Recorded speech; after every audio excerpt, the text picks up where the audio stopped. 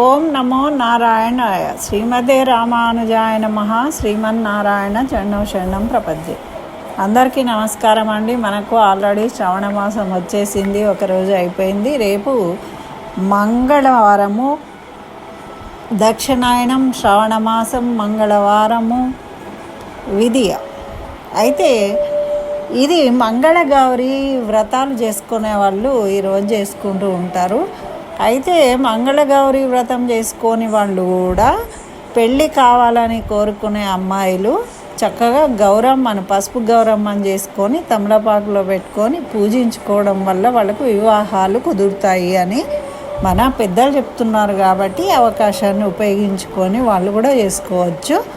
తర్వాత స్త్రీలు, పెళ్ళైన స్త్రీలు సౌభాగ్యం కోసము ఈ విధంగా గౌరమ్మను పూజిస్తారు, కుంకుమ పూజ చేసుకోవచ్చు. అయితే ఈ మంగళగౌరి నోము అనేది పెళ్ళైన కొత్తలో 5 సంవత్సరాలు చేస్తూ ఉంటారు. అయితే పెళ్ళైన 5 సంవత్సరాలు అయిపోయిన తర్వాత కూడా మనం మామూలుగా అయిపోయింది కదండి అని కాదు, మనము గౌరమ్మను పూజించుకోవచ్చు. పెళ్ళైన వాళ్ళు సౌభాగ్యం కోసము, పిల్లల యోగక్షేమం కోసము గౌరమ్మను, శివపార్వతులను, లక్ష్మి కుంకుమ పూజ చేసుకోవాలి. పెళ్ళి కాని అమ్మాయిలేమో వివాహం కోసము, అంటే వాళ్ళ కోరికలు నివేదించుకొని ఆ విధంగా పూజించుకోవచ్చు. అయితే ఈ అంటే కొత్తగా పెళ్ళైన అమ్మాయిలు మొదటిసారి మంగళవారం నోము తల్లిగారింట్లో మొదటి వారము అక్కడ ఉండి చేసుకొని తల్లికి వాయనం ఇస్తారు. తర్వాత వారాలేమో అత్తగారింట్లో చేసుకోవడం అనేది ఆనవాయితీగా నడుస్తూ ఉందండి. అయితే ఇది మంగళ గౌరి నోము చేసుకునే వాళ్ళు విధి విధానం ఉంటుంది. అయితే దీంతోపాటు మంగళ గౌరి నోము వ్రత కథ ఉంటుంది. అది ప్రతి వాళ్ళు వినాలండి. మనము పూజ చేసుకున్నా చేసుకోకపోయినా దేవుడి దగ్గర ఒక దీపం వెలిగించుకొని ఈ కథను వినడం వల్ల స్త్రీలకు సౌభాగ్యం కలుగుతుంది, శుభాలు కలుగుతాయి అని మన పెద్దలు చెప్పారు. కాబట్టి మీరందరూ కూడా వినండి. చక్కగా ఆ మంగళగౌరి యొక్క అనుగ్రహంతో మీరు సిరి సంపదలతోని తులదూగాలని కోరుతూ ఈ మంగళవారపు నోము వ్రత కథను ఇప్పుడు చెప్పుకుందాం మనము. తప్పకుండా అందరూ వినండి, లైక్ చేయండి, షేర్ చేయండి. ఇంకా నా ఛానల్ సబ్స్క్రైబ్ చేయకుంటే సబ్స్క్రైబ్ చేయండి. అయితే ఈ కథ ప్రారంభం చేసుకుందాము. అనగనగా ఒక బ్రాహ్మణ దంపతులు ఉండేవాళ్ళు. అయితే వాళ్ళకి పెళ్ళై ఎంతకాలమైనా కూడా సంతానం కలగలేదు. ఆ కారణంగా వాళ్ళు ఈశ్వరుడి గురించి తపస్సు చేశారట. అయితే పరమేశ్వరుడు ప్రత్యక్షమయ్యి వాళ్ళని ఏమని అడిగాడు అంటే, వాళ్ళ భక్తికి మెచ్చాను, మరి మీకు సంతాన యోగం లేదు, కానీ మీరు తపస్సు చేసిండ్రు కాబట్టి మీకు చక్కగా సంతానాన్ని కలగజేస్తాను, కానీ అల్పాయుష్కుడైన కొడుకు కావాలా, 5వ తనం లేని కూతురు కావాలా అని అడిగిండ్రట.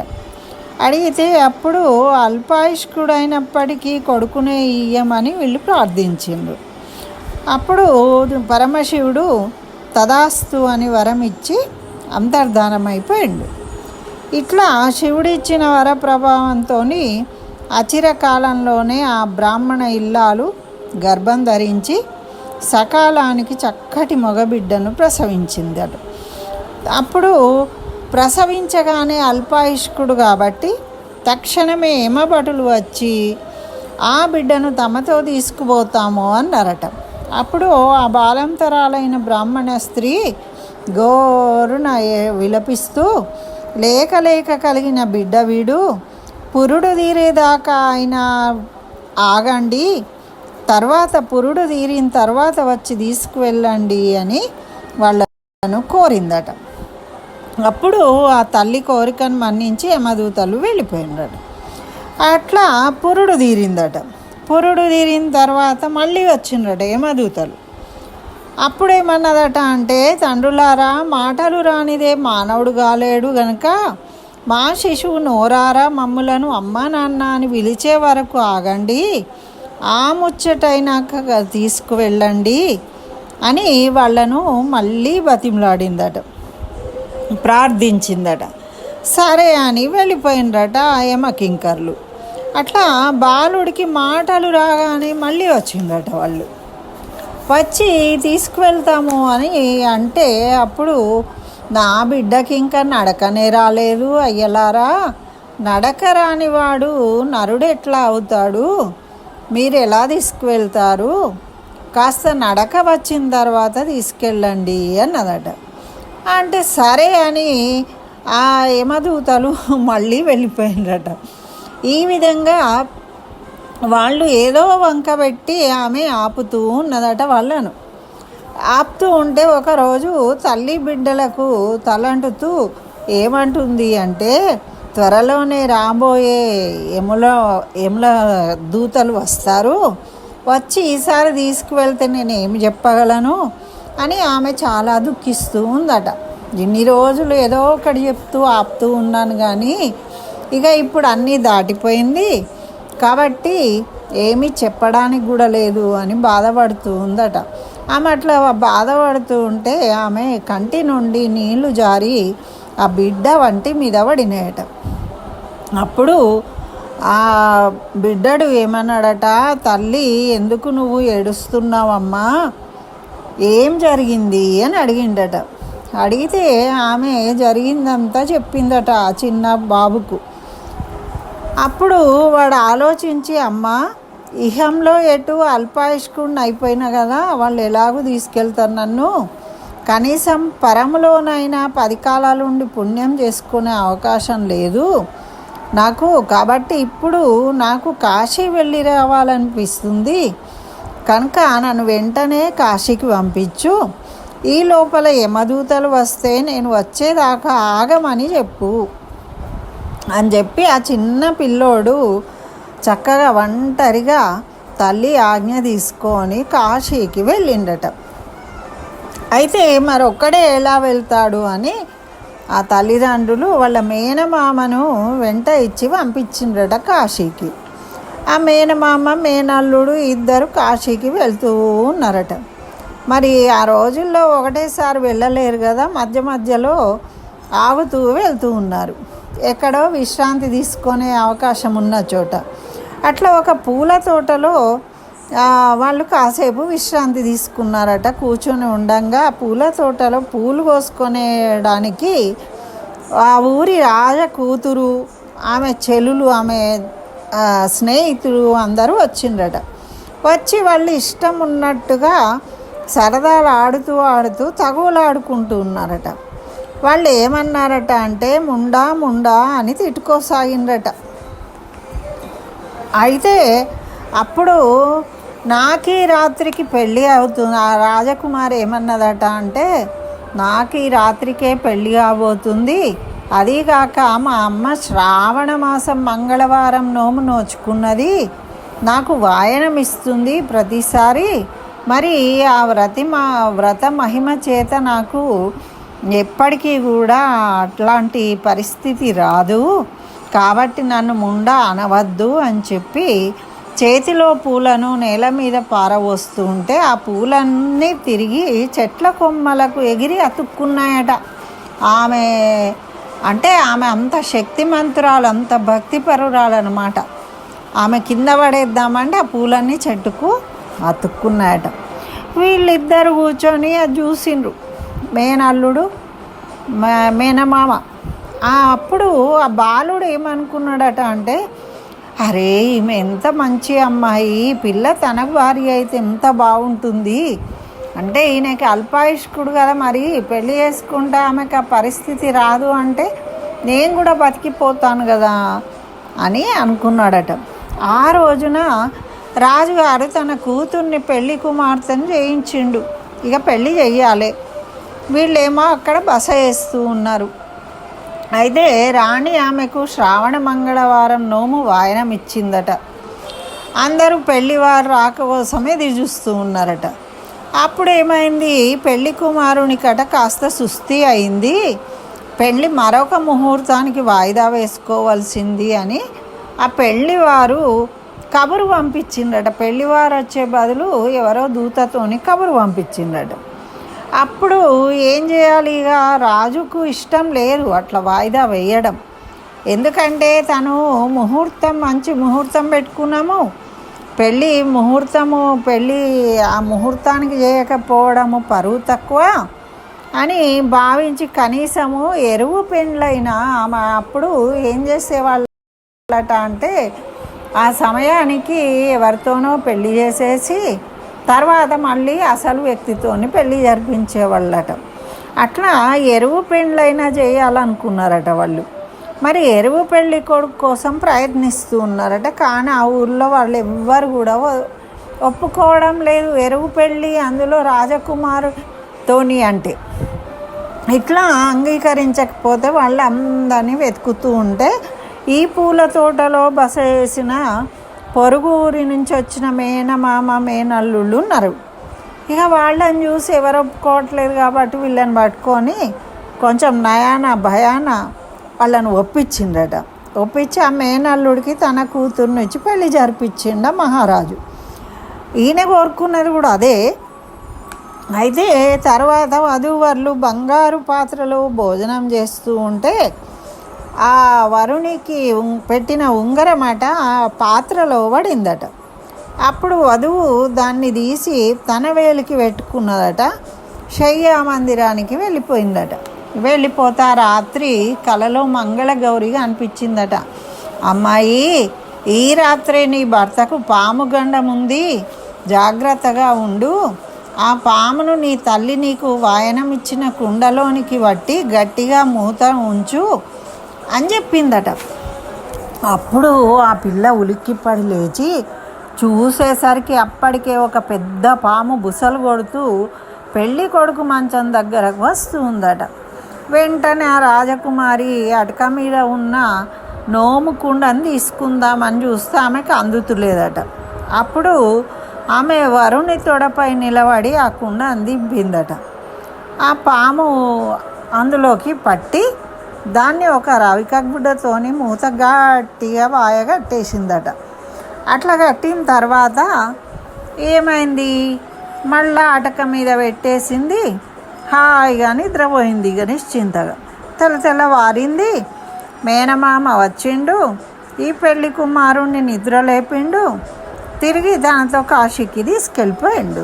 అంటే ఇది ఎరువు పెళ్ళి కదా, అందుకని చెప్పి అట్లా వీళ్ళు వెళ్ళినాక కొన్ని రోజులు అనంతరము అసలు పెళ్ళివారు అట్టహాసంగా వచ్చిండ్రట, మేము పెళ్ళి చేసుకుంటాము అని.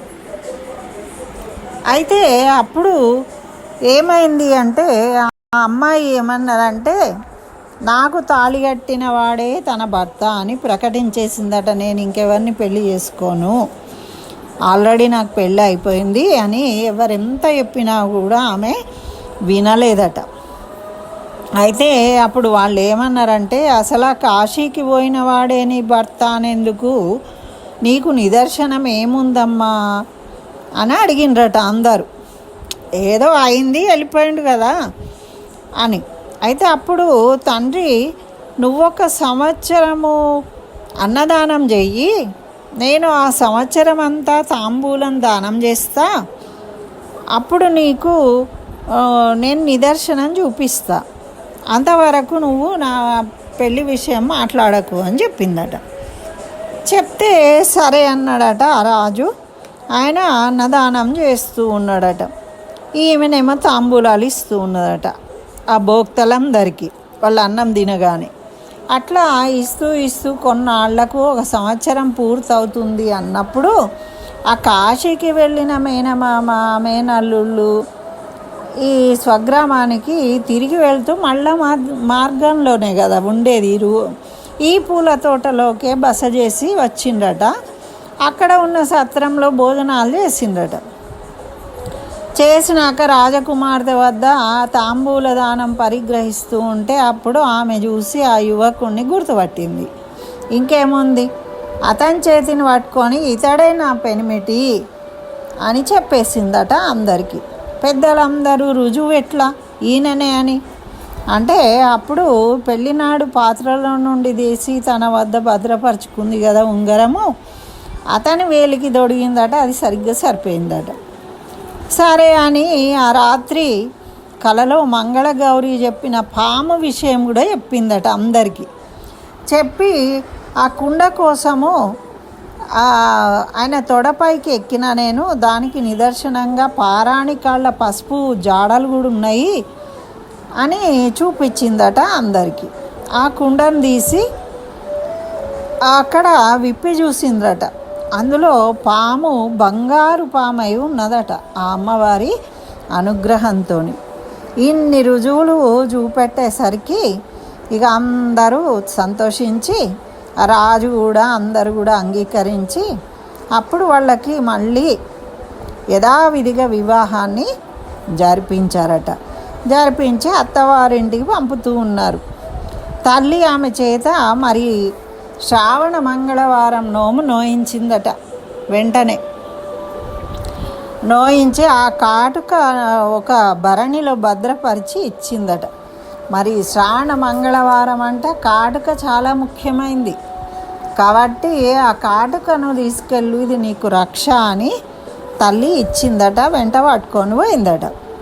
అక్కడ బ్రాహ్మణ దంపతులు ఉన్నారు కదా, పాపం బిడ్డ గురించి బాధపడుతూ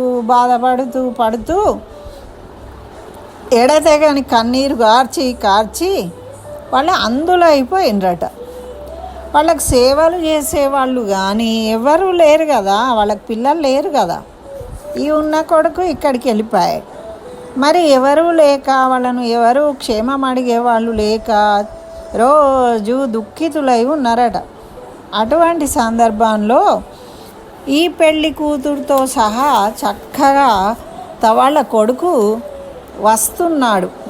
ఇంకేముంది, ఆ గ్రామంలో అడుగు పెట్టగానే గ్రామస్తులందరూ వాళ్ళని చూసి సంతోషంతో ఆ ఇంటికి వెళ్ళి ఆ ముసలి దంపతులకు చెప్పిండ్రట, మీ కష్టాలు తీరాయమ్మా, మీ కుమారుడు రాజ వైభవంతో వస్తూ ఉన్నాడు, మీకు కోడల్ని కూడా తీసుకువస్తున్నాడు అని చెప్పగానే వాళ్ళు ఆనందంగా చాలా ఉత్సాహంతో చూద్దాం అనుకుంటున్నారు. కానీ పాపం వాళ్లకు తన కొడుకును కోడలను చూడడానికి కళ్ళు లేకపోయే అని మళ్ళా దుఃఖితులైనరట వాళ్ళు.